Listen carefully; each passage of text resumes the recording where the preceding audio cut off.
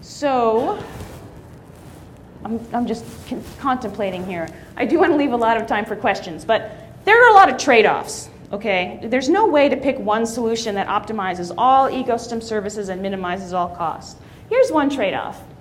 Well, actually, before I even just go into the graph, conceptually speaking, you probably know that some species that use very little water are really slow growing. So that may not be that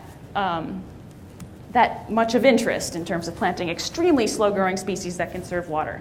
So in plant physiology, there is an old term, actually it comes from agricultural physiology, called water use efficiency, and it's plant growth, the carbon sequestered per unit water loss. It's a way to optimize. So here's the water use of different tree species, and here's their water use efficiency. That is, the amount that the plant grew per unit water lost. And we see, if you look at these things in terms of water use efficiency, you get a very different picture than if you just look at water use. So this is basically saying that some species that really grow fast, like eucalyptus, this is Eucalyptus grandis, the really big one that we have here on campus. And it's actually pretty good. It has a pretty high water use efficiency, which means it grows a lot for the amount of water that you give it. But then there are some trees, like this is a really small tree, crepe myrtle. Do you know crepe myrtle? It's very, very beautiful flowers, very small tree. Horrible water use efficiency. It's a tiny tree, and it's really using a lot of water for its size. Okay, so these are some methods of trying to optimize these various trade-offs. Finally, this is a huge trade-off that I left for the end, but it's extremely important.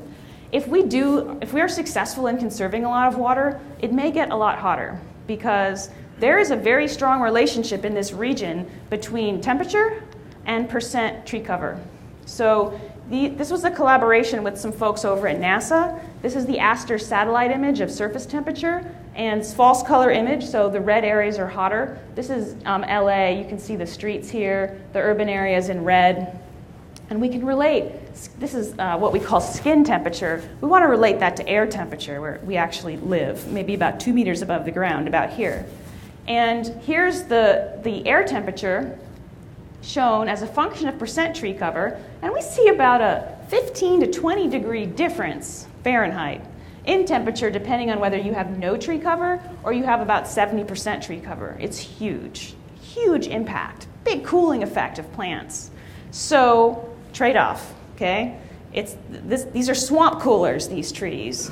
They're pumping water vapor into the air, and the evaporation of that water takes energy. The latent heat of evaporation, that removes heat from the air. So just another trade-off that we have to keep in mind. And then finally, we do want to consider these other ecosystem services. There are trade-offs there as well. What I've been talking about is really the regulating service of climate regulation.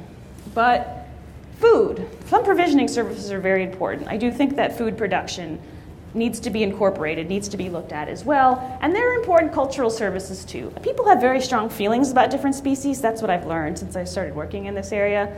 When you start talking about recommending different species to plant, and you say, you just pick a species like jacaranda, and somebody will say, oh, I love jacaranda, we must plant it. And other people will say, I hate jacaranda. It drops a lot of litter or something. So people have a lot of strong emotional and psychological associations with different species that I do think have to be taken into account as well. So this is the moral of the story. This is not a very satisfying moral of the story, I think, for some people, because people always ask me at the end of these things, well, what should I do? What should I plant? And I cannot give you one answer. And the reason is that there are so many trade-offs here that some of these choices depend on your values. Do you value water conservation most? Do you value habitat, endangered species? Do you value greenhouse gas emissions? All of those things are very important, and I cannot tell you that endangered species are more or less important than greenhouse gas emissions, for example. It depends what you want.